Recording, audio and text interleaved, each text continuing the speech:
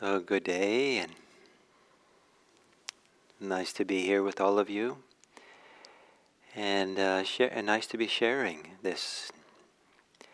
And as we begin this week, I would like to, for the theme of this week, and actually for the coming weeks, I would like it to be mindfulness of breathing.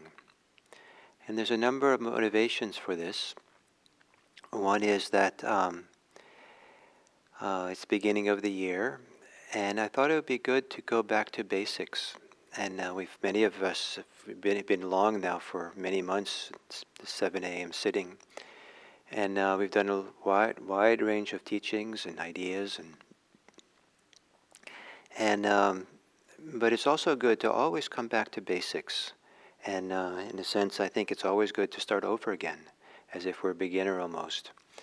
And so one of the basic practices that I like to teach is mindfulness of breathing, which I think is pretty obvious since most of the guided meditations I've been doing, breathing has been a big part of it.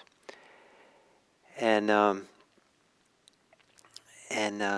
back to basics, but also because the Buddha's teachings on breathing and the full potential of breathing, mindfulness of breathing, is not just as a beginner practice or a basic practice.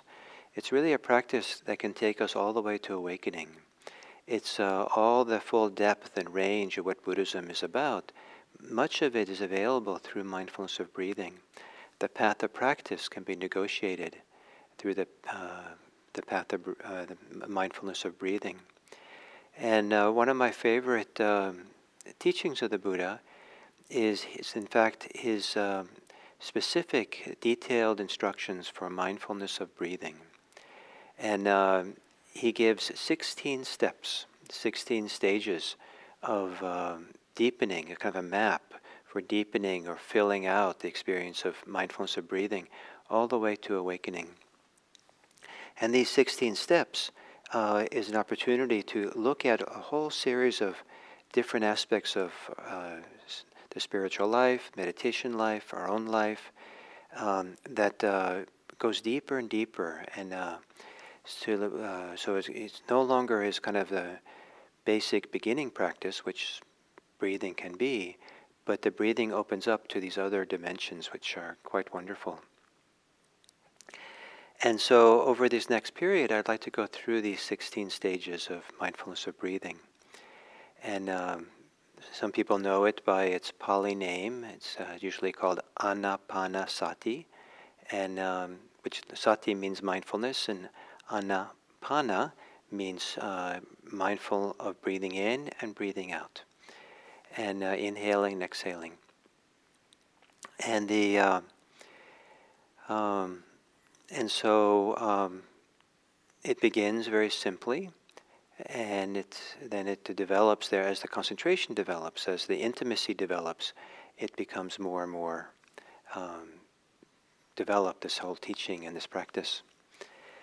So I don't know how long it'll take, but I thought that we would just kind of have that open-ended for a while as we go through these, maybe for the month of January.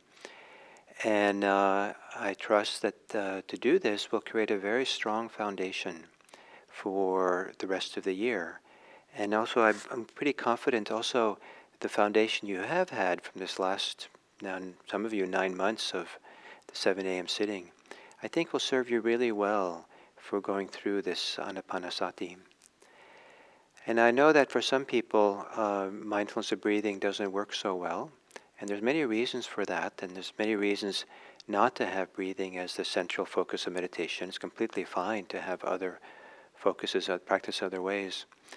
But since this is what I've been doing so much over these last months, I'm trusting that the people, those of you who are sticking with this, have some beneficial relationship to mindfulness of breathing, and so that it'll work for you. But if you don't, you're welcome to kind of ignore the breathing instructions, the references to breathing, and translate it to how you're practicing. Because some of the dynamics, some of the how things unfold, evolve in this 16 steps of Anapanasati, 16 steps of breathing, also unfold when there's other meditation subjects, other ways of doing mindfulness practice. And so hopefully you'll be able to recognize yourself in some of these other steps as we go along and see how they come into play for you. And so breathing, I've been practicing mindfulness of breathing for probably 45 years, and I do not tire of it. I find it actually becomes richer and more interesting as time goes along, and it's one of my favorite things to do, and I feel very grateful. I feel like I've been transformed in wonderful, beneficial ways of this mindfulness of breathing practice that I do. And it's a mindfulness practice of breathing that's not pure mindfulness. One of the reasons I like to emphasize mindfulness of breathing is staying with breathing has a dual function. It's a wonderful place to cultivate mindfulness, and it's also a wonderful place to cultivate concentration. And to be able to cultivate those together is part of the benefit of mindfulness of breathing compared to other objects of mindfulness. And this 16 steps of mindfulness of breathing is clearly also a way of developing concentration together with a constant mindfulness awareness of breathing itself. And so that's one of the reasons I like doing it. I also like just the intimacy with breathing, the intimacy with oneself. Breathing is not just a mechanical activity. It's not just simply an exchange of oxygen with carbon dioxide in our body. That because how much we need to breathe, how much oxygen we need to take in, depends on the activities we're involved in. And so running requires us to breathe differently than if we were sitting quietly. But also breathing shifts and changes based on our relationship to what's happening in the world, our relationship to ourselves, depending on the emotions that come up for us. Even our thoughts and what we think about and how we relate to our thinking can very subtly affect how we're breathing. That's kind of like our whole life has threads that are intimately connected to how we breathe. And so breathing sits at the crossroads of so much of our life. And sometimes if you sit at the crossroads, everything comes in there sooner or later. Or to change the analogy, it's said that if you're a nature photographer in the plains of Africa and you want to take pictures of a lot of animals, that the one really good way to do that is just sit at the watering hole and wait. And all the animals sooner or later have to come to the watering hole so you get to see them. And it's a lot easier than going around searching through the plains for the animals. And so the same way with mindfulness of breathing, just about everything is related to breathing one way or the other. And so we sit there at the breathing and mindfulness of breathing, trusting that what needs to be taken care of, what needs to be attended to, will show itself in our breathing and how we breathe. And it's all connected. And we see this deep connection to breathing, to the rest of our lives, in some of the wonderful words that the Greek and Latin words for breath are related to. So in Greek, psycho is related to the word breath or breathing. And so the psychology is literally the study of breathing. Or psycho is also related in Greek to mind or spirit. And so this whole thing, the way that breathing and mind or spirit or inner life are connected is kind of, seems to be connected, expressed in this Greek word for psycho.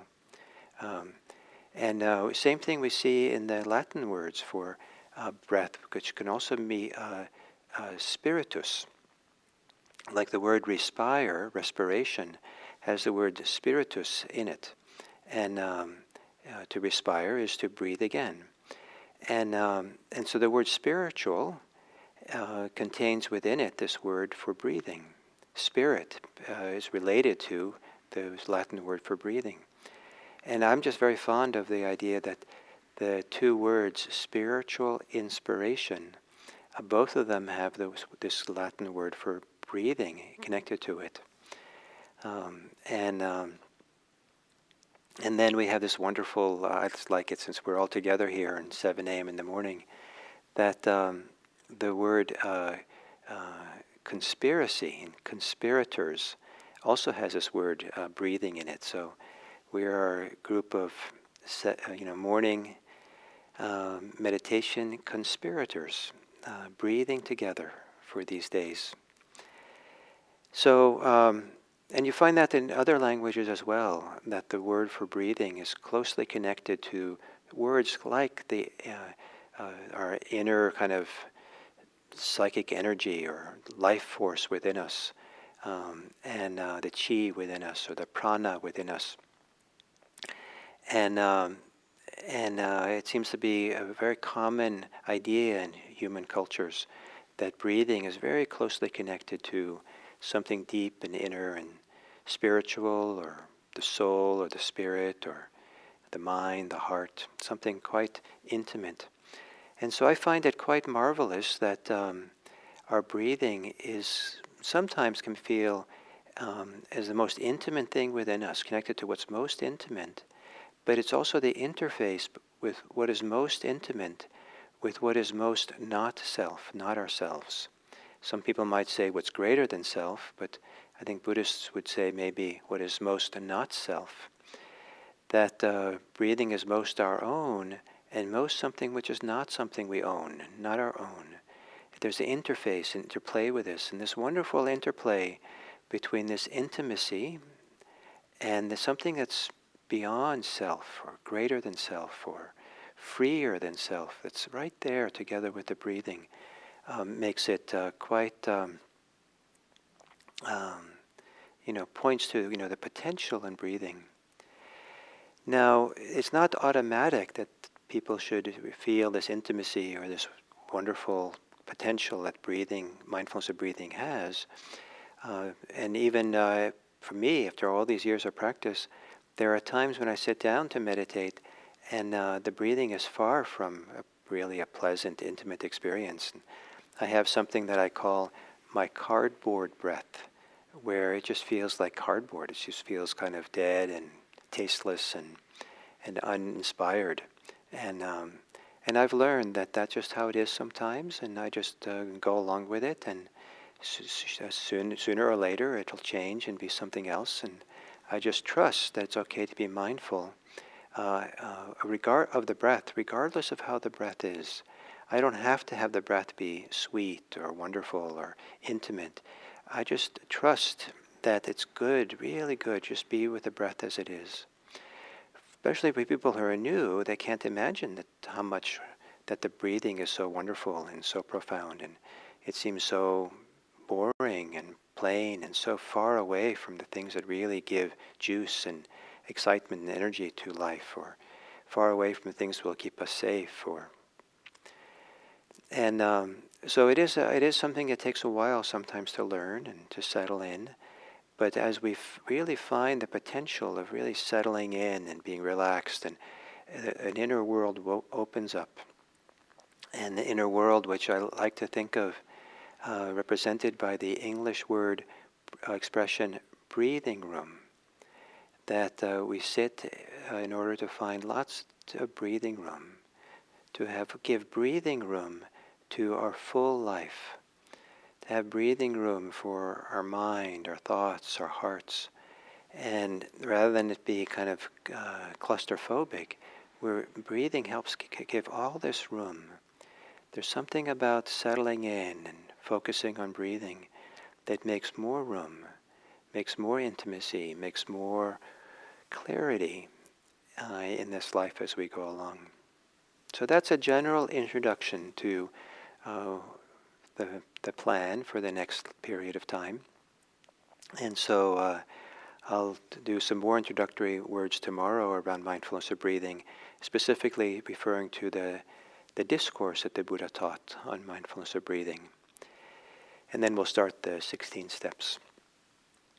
So thank you so much for being part of this and being here, and I look forward to our time tomorrow.